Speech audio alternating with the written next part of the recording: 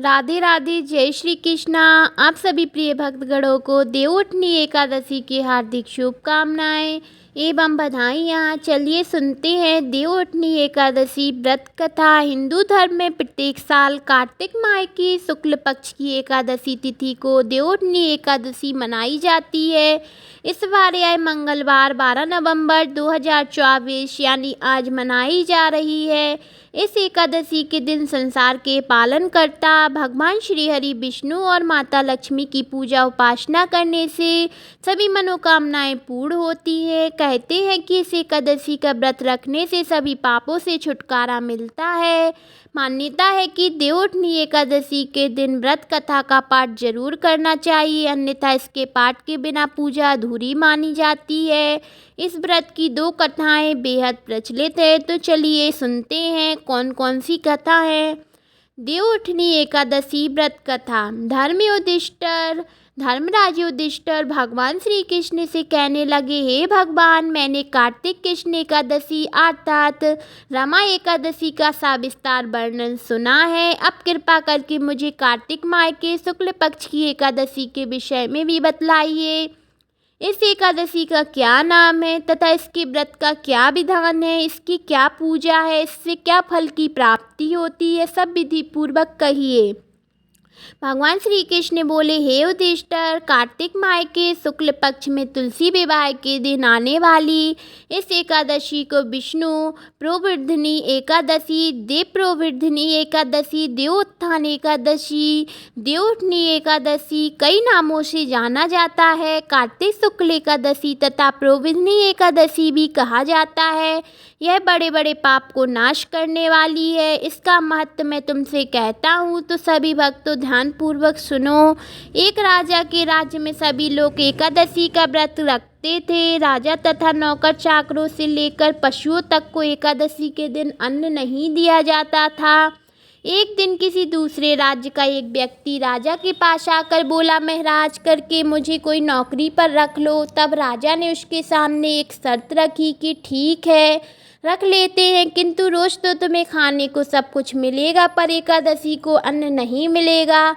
उस व्यक्ति ने उस समय हाँ कर ली, पर एकादशी के दिन जब उसे पलहार के समान दिया गया तो वह राजा के सामने जाकर गिड़गिड़ाने लगा, महाराज, मुझसे मेरा पेट नहीं भरेगा, मैं भूखा ही मर जाऊंगा, मुझे अन्न दे दो। राजा ने उसे शर्त की बात दिलाई, पर अन्न छोड़ने को तैयार नहीं हुआ। तब राजा ने उसे आटा दाल चावल दे दिए।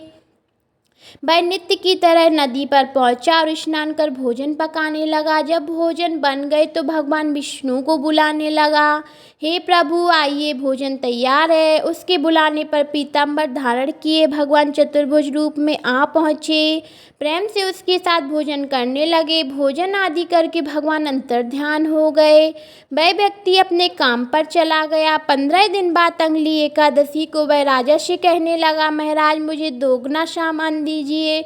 उस दिन तो मैं भूखा ही रह गया। राजा ने कारण पूछा तो उसने बताया कि हमारे साथ भगवान भी खाते हैं, इसलिए हम दोनों ये सामान पूरा नहीं होता है। यह सुनकर राजा को बड़ा आश्चर्य हुआ। वह बोला, मैं नहीं मान सकता कि भगवान तुम्हारे साथ खाते हैं। मैं तो इतना व्रत रखता हूँ, पूजन करता हूँ, भगवान ने मुझे कभी दर्शन नहीं दिए। राजा की बात सुनकर वह बोला, महाराज, यदि विश्वास ना हो तो साथ चलकर देख लो। राजा एक पेड़ के पीछे छिपकर बैठ गया। उस व्यक्ति ने भोजन बनाया तथा भगवान को शाम तक पुकारता रहा, परंतु भगवान ना आए। अंत में उसने कहा, हे भगवान, यदि आप नहीं आए तो मैं नदी में कूदकर प्राण त्याग दूंगा। लेकिन भगवान नहीं आए। तब वह प्राण त्यागने के लिए उद्देश्य नदी की तरफ बढ़ा। प्राण त्यागने का उसका इष्ट राजा श्री जान भगवान ने प्रकट होकर रोक लिया और साथ बैठकर भोजन करने लगे। खा पी कर उसे अपने विमान में बैठाकर अपने धाम को ले गए। यह राजा ने सोचा कि व्रत उपवास से तब कोई फायदा नहीं होता, तब तक मन शुद्ध ना हो। इससे राजा को ज्ञान मिला। वह भी मन व्रत से उपवास करने लगा और अंत में स्वर्ग को प्राप्त हुआ। एकादशी की दूसरी कथा। एक राजा था, उसके राज्य में प्रजा सुखी थी। एकादशी को कोई अन्न नहीं बेचता था, सभी फलाहार करते थे। एक बार भगवान ने राजा की परीक्षा लेनी चाही।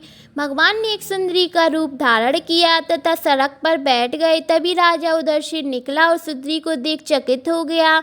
उसने पूछा, हे सुंदरी, तुम कौन हो? सो इस तरह क्या यहाँ बैठी हो? तब सुंदर स्त्री बने भगवान बोले, मैं निराश्रिता हूँ, नगर में कोई जाना पहचाना नहीं है, किससे सहायता मांगू? राजा उसके ऊपर मनमोहित हो गया। राजा बोला, तुम मेरे चहल महल चलकर रानी बनकर रहो। सुंदरी बोली, हे राजन, मैं आपकी बात मानूंगी, पर आपको राज्य का अधिकार मुझे सौंपना होगा। राज्य पर मेरा पूरा अधिकार होगा। मैं जो भी बनाऊंगी आपको खाना होगा। राजा उसके ऊपर मोहित था, अतः उसकी सभी शर्तें स्वीकार कर ली। अगले दिन एकादशी थी। रानी ने हुक्म दिया कि बाजारों में अन्य दिनों की तरह अन्न बेचा जाए।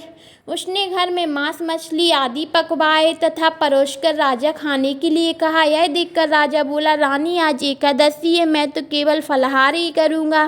तब रानी ने शर्त की याद दिलाई और बोली, यह तो खाना खाओ, नहीं तो मैं बड़े राजकुमार का सिर काट दूंगी। राजा ने अपनी स्थिति बड़ी रानी से कही तो बड़ी रानी बोली, मेरा धर्म ना छोड़ो, बड़े राजकुमार का सिर दे दे। पुत्र तो फिर मिल जाएगा, पर धर्म नहीं मिलेगा। इस दौरान बड़ा राजकुमार खिलकर आ गया। माँ की आंखों में आंसू देखकर वह रोने का कारण पूछने लगा तो माँ ने उसे सारी वस्तुति सुना दी। तब वह बोला, मैं सिर देने के लिए तैयार हूँ, पिताजी के धर्म की रक्षा जरूर होगी, जरूर होगी। राजा दुखी मन से राजकुमार का सिर देने को तैयार हुआ तो रानी के रूप से भगवान श्री विष्णु प्रकट होकर असली बात बताई। राजन, तुम इस कठिन परीक्षा में पास हुए। भगवान ने प्रसन्न मन से राजा से वर मांगने को कहा। राजा बोला, आपका दिया हुआ सब कुछ है, हमारा उद्धार करो। जय श्री राधे, जय श्री कृष्णा।